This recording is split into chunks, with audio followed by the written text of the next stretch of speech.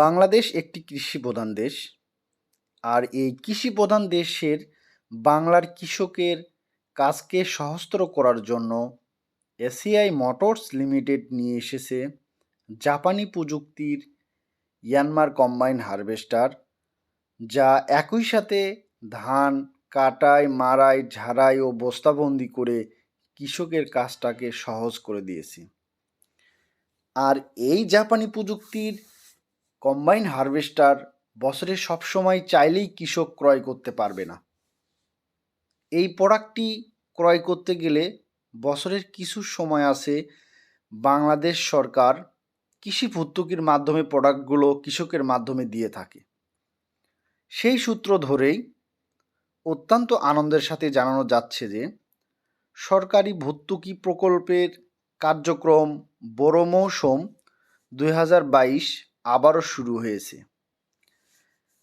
আগ্রহী ক্রেতা বা কৃষক তার নিকটস্থ উপজেলা কৃষি অফিসে গিয়ে এই কৃষি ভর্তুকি জাপানি প্রযুক্তির ইয়ানমার কম্বাইন হারভেস্টার ক্রয় করতে পারবেন। আর এই মেশিনটি ক্রয় করতে গেলে আবেদনটা খুব জরুরি।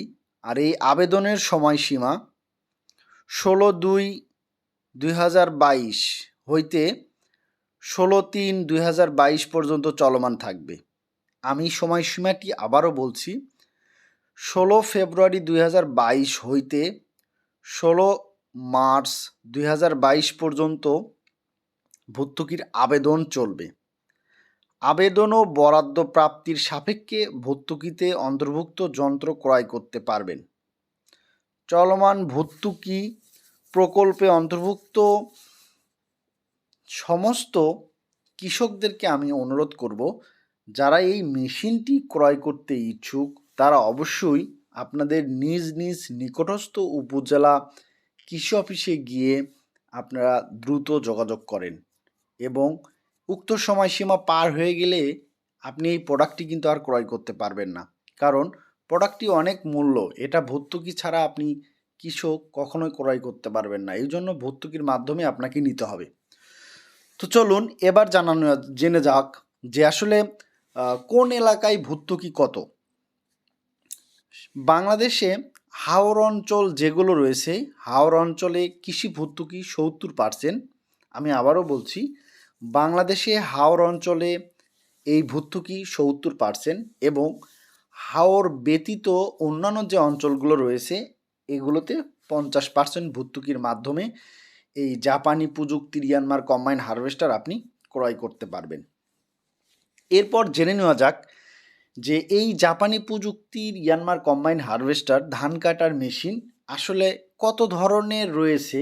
আমি ভর্তুকিতে আবেদন করতে গেলে কোন প্রোডাক্টটি আমি আবেদন করব এই জিনিসটা জেনে নেওয়া যাক।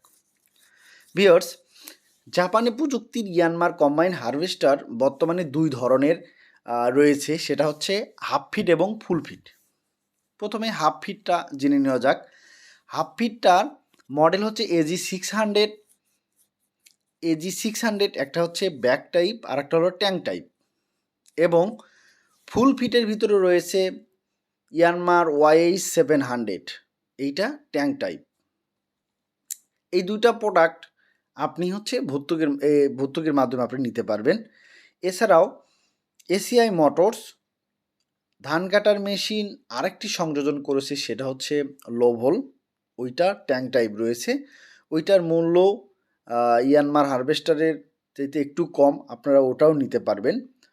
তো সমস্ত কথার মোট কথা হচ্ছে, আপনি আপনার নিকটস্থ উপজেলাতে গিয়ে আপনি কৃষি অফিসারের সাথে আপনি আলোচনা করবেন, এবং এছাড়াও এই হারভেস্টার ক্রয় করতে গেলে আরও বিস্তারিত জানার জন্য আপনি আপনার নিকটস্থ এসিআই মোটরস ফিল্ড প্রতিনিধি রয়েছে, ডিলার রয়েছে, তাদের সাথে আপনারা বিস্তারিত যোগাযোগ করলেন এবং সমস্ত বিবরণ আপনারা জানতে পারবেন।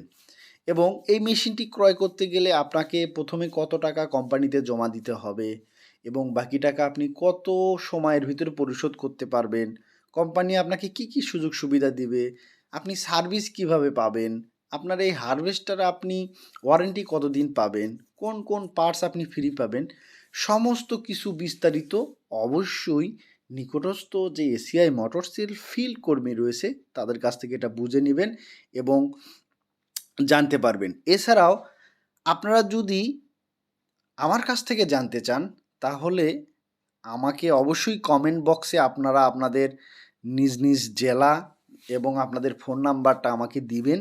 দিলে আমি অবশ্যই আপনাদের প্রত্যেককে আমি ফোন করব বা আমি আপনাদের নাম্বারগুলো ওই জেলা ওয়াইজ যে আমাদের এসিআই মোটরসের যে ফিল্ড কর্মী রয়েছে তাদের কাছে আপনাদেরকে পৌঁছে দিব।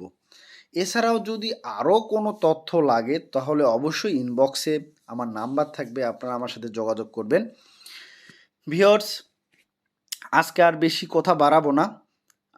আরেকটি জিনিস না বললেই না, আমার চ্যানেলে যারা নতুন তারা অবশ্যই চ্যানেলটি সাবস্ক্রাইব করে এই ইউটিউব চ্যানেলের সাথে সংযুক্ত থাকবেন, কারণ আমি এগ্রি মেশিনারিজ নিয়ে কাজ করি।